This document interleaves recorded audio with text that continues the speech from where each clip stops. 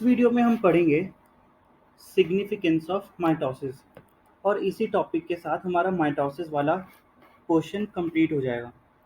तो significance of mitosis का मतलब क्या हुआ?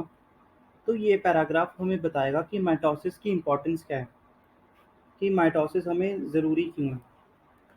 सो हम इससे शुरू करते हैं। जैसा हमने स्टार्टिंग में पढ़ा था, माइटोसिस या equational division is restricted to the diploid cells only.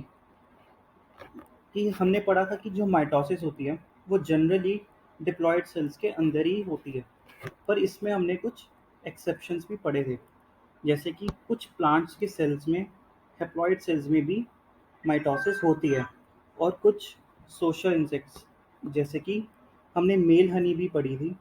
तो मेल हनी बी में हेप्लॉइड सेल में भी माइटोसिस हो रही थी। तो ये हमने पहले भी पढ़ा हुआ है। अब ये हमसे पूछ रहा है, it is very important to know the significance of mitosis. Mitosis usually results in the production of diploid daughter cells with identical genetic complement. अब माइटोसिस का बहुत इंपॉर्टेंट फीचर है कि इसमें जेनेटिक मटेरियल में चेंज नहीं होता, आइडेंटिकल रहता है। अगले जो हमारा टॉपिक है वो मायोसिस है। तो मायोसिस में जेनेटिक मटेरियल में चेंज होता है, तो ये एक इम्पॉर्टेंट डिफरेंस है। और ये जेनेटिक मटेरियल सेम ही रहता है, production of diploid daughter cells. अब ग्रोथ ऑफ मल्टी सेलुलर, हमारी जो ग्रोथ होती है वो भी माइटोसिस की वजह से होती है, तो इसका ग्रोथ में भी इम्पोर्टेंस है। अब आगे बढ़ने से पहले हम ये समझे कि कोई भी सेल डिवाइड क्यों करता है या कब करता है। तो एक इम्पॉर्टेंट पॉइंट है कि जो सेल छोटा होगा, जैसे ये छोटा है और ये वाला सेल बड़ा है, so this is small cell and this is a large cell. जो सेल छोटा होता है उसका सरफेस टू वॉल्यूम रेशियो ज़्यादा होता है, और जो सेल बड़ा होता है उसका सरफेस टू वॉल्यूम रेशियो छोटा होता है। मतलब कि एक छोटे सेल का सरफेस ज़्यादा होगा। अब सरफेस ज़्यादा होने से क्या होगा? अब सरफेस टू वॉल्यूम रेशियो ज़्यादा होने से ये होगा कि छोटा सेल ज़्यादा अच्छे से अपने जो भी रिक्वायरमेंट्स है उसे पूरा कर पाएगा, सरफेस से एब्जॉर्ब कर पाएगा जो भी उसकी रिक्वायरमेंट्स है।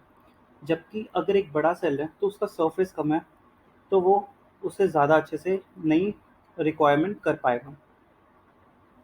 तो जब कोई सेल बहुत ज़्यादा बड़ा हो जाता है तो वो कैपेबल नहीं होता कि वो अपने सेल की सारी ज़रूरतें को पूरा कर पाए, इसलिए वो डिवाइड कर जाता है दोनों दो सेल्स में। जैसे डॉटर सेल्स में, ये दो छोटे सेल्स में ये डिवाइड हो गया, तो इसकी वजह से इसकी surface to volume ratio restore हो जाती है, तो इसीलिए एक सेल डिवाइड करता है।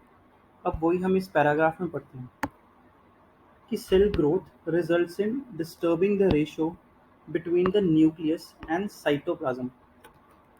It is therefore becomes essential for the cell to divide to restore the nucleocytoplasmic ratio.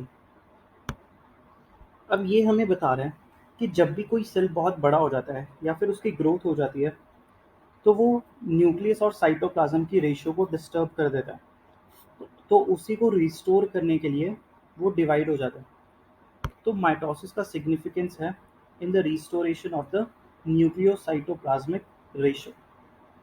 अब अगला सिग्निफिकेंस है सेल रिपेयर में। मान लो कि कोई बच्चा कहीं गिर गया और उसके कोई कट लग गया, तो उस कट में सेल्स रिमूव हो गए, लेकिन ऐसा नहीं है कि वो रिमूव ही रहेंगे, कुछ दिनों बाद वो भर जाता है कट। इसका मतलब ये हुआ कि सेल डिवाइड हुआ। तो सेल डिवाइड कौन सी प्रोसेस से हुआ? माइटोसिस से। और उसके डिवाइड होने से हुआ क्या कि हमारा जो कट था वो रिपेयर हो गया। सो इसका कंट्रीब्यूशन सेल रिपेयर में भी है। अब cells of the upper layer of epidermis, cells of the lining of the gut, blood cells are being constantly replaced.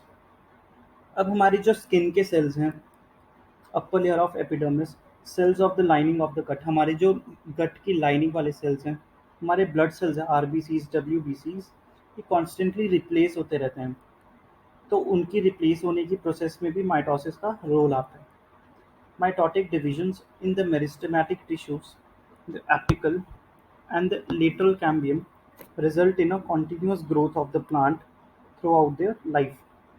अब प्लांट्स के बारे में एक बेसिक होता है कि उनका एक टिश्यू होता है मेरिस्टेमेटिक टिश्यूज।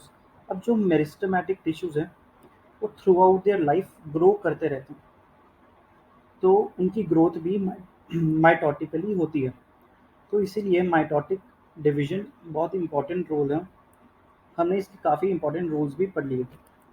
सो माइटोसिस के बारे में इतना ही। अपनी अगली वीडियो में हम मेयोसिस के बारे में डिस्कस करेंगे। So thank you.